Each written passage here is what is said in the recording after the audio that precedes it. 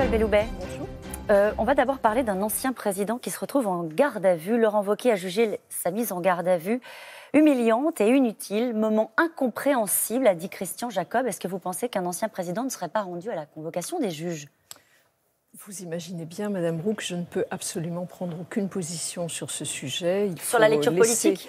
Non, je ne souhaite absolument pas intervenir sur ce sujet. Je crois que ma position me l'interdit et donc je ne veux vraiment pas parler de cette question. Y compris pour considérer qu'un ancien président est injusticiable comme les autres ? Ça, c'est établi.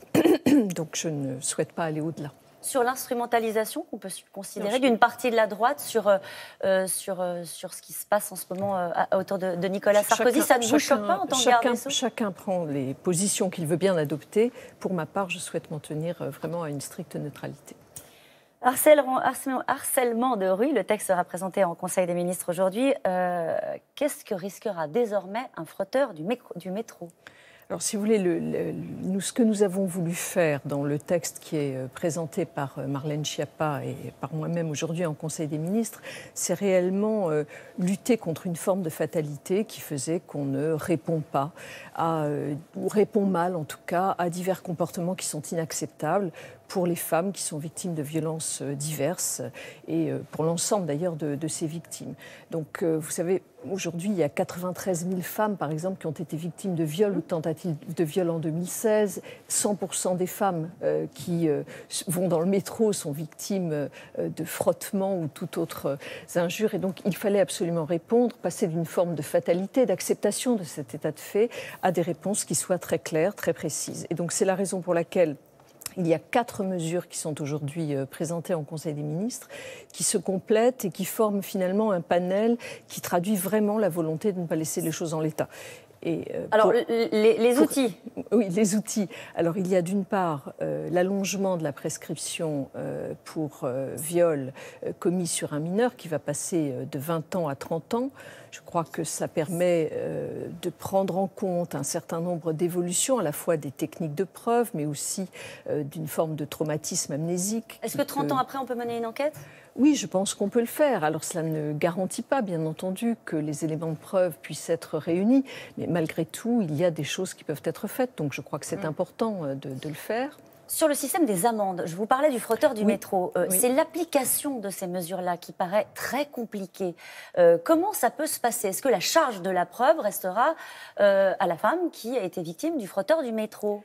Bien, si vous voulez, il s'agit là de prendre en compte ce qu'on appelle l'outrage sexiste. Donc, c'est une contravention qui pourra être dressée par un policier qui pourra soit voir un événement, soit prendre acte d'une situation qui sera dénoncée par une personne qui aura subi cet outrage. En le disant, vous voyez bien que c'est compliqué. Mais je n'ai pas dit que ça n'était pas compliqué. Je dis simplement que, d'une part, il y aura des situations dans lesquelles on pourra prendre en compte la réalité de cet outrage et que, de toute façon, cela aura une vertu pédagogique qui me semble extrêmement puissante. Mais la charge de la preuve restera donc à la victime. C'est-à-dire que c'est à elle de... Oui, c'est ça ? Oui, il est évident que c'est la personne qui aura subi cet outrage qui, soit par tout moyen de preuve, pourra évidemment... Et qui devra aller porter plainte ?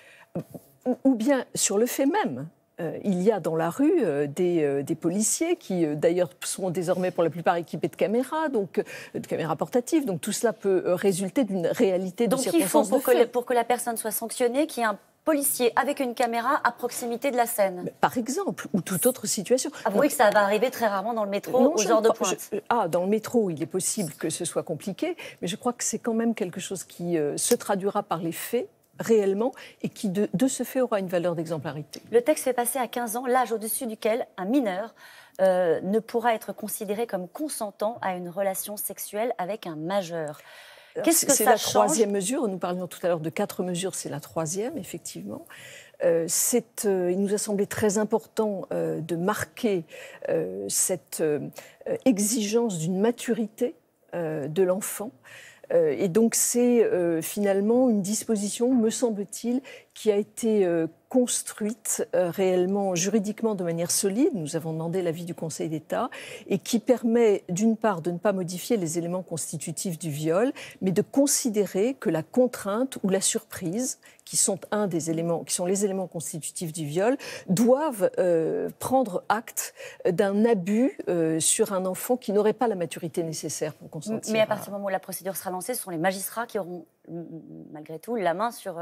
Oui, mais l'ajout qui est proposé permettra aux magistrats réellement de prendre en compte cet abus sur un mineur qui n'aurait pas la maturité nécessaire. Alors la réforme de la justice, un peu partout en France, Toulouse, Béziers, Saint-Nazaire, Boulogne-sur-Mer, j'en passe, la grogne s'installe avec des mouvements contre la réforme de la justice. L'une des principales critiques qui est faite, c'est le manque de concertation avec des avocats, je le rappelle, qui se mobilisent aujourd'hui. Vous n'avez pas assez concerté ?